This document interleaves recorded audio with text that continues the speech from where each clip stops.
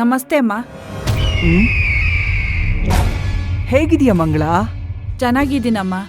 ನಾನು ಹೇಳಿದ್ನಲ್ಲ ಮನೆ ಕೆಲ್ಸಕ್ಕೊಬ್ರು ಲೇಡಿ ಇದ್ದಾರೆ ಅಂತ. ಹಾ, ಅವರು ಇವರೇ, ಶಿವಗಾಮಿ ಅಂತ. ಓ,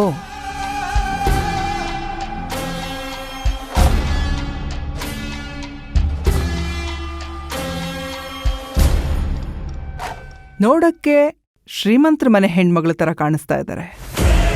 ತುಂಬಾ ಓದಿದ್ದಾರೆ ಅನ್ಸುತ್ತೆ. ಇವರು ಮನೆ ಕೆಲಸ ಎಲ್ಲ ಮಾಡ್ತಾರಾ? ಹಾಮ್ಮ, ಮಾಡ್ತಾರೆ. ಒಂದ್ ಕಾಲದಲ್ಲಿ ಇವ್ರ ಮನೆತನ ಎಲ್ಲ ತುಂಬಾ ಚೆನ್ನಾಗಿತ್ತು.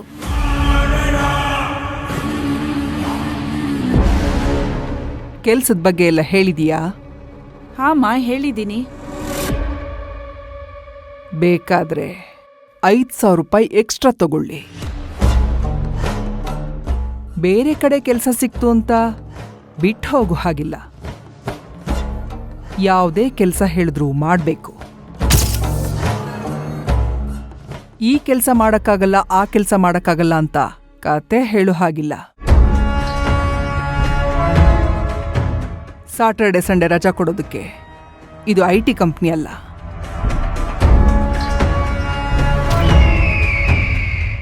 ರಜಾ ಏನಾದರೂ ಬೇಕು ಅನ್ನೋದಾದ್ರೆ 2 ದಿನ ಮುಂಚೆನೆ ಹೇಳಬೇಕಾಗತ್ತೆ.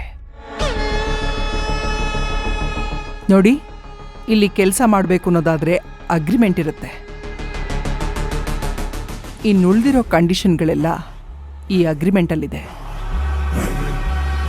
ಇದನ್ನ ಒಂದ್ಸರಿ ಚೆನ್ನಾಗಿ ಓದ್ಬಿಟ್ಟು ಸೈನ್ ಮಾಡಿ.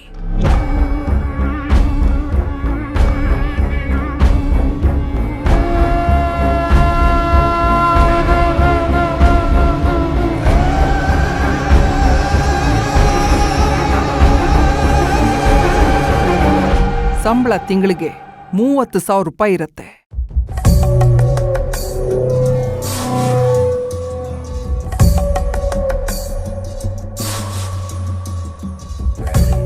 ಅವಾಗವಾಗ 1,000 ಕೊಡಿ, 2,000 ಕೊಡಿ, ಕಷ್ಟ ಇದೆ, ಸಂಬಳದಲ್ಲಿ ಹಿಡ್ಕೊಳ್ಳಿ ಅಂತ ಹೇಳೋ ಹಾಗಿಲ್ಲ. ಅರ್ಥ ಆಯ್ತಾ? ಓದಿ.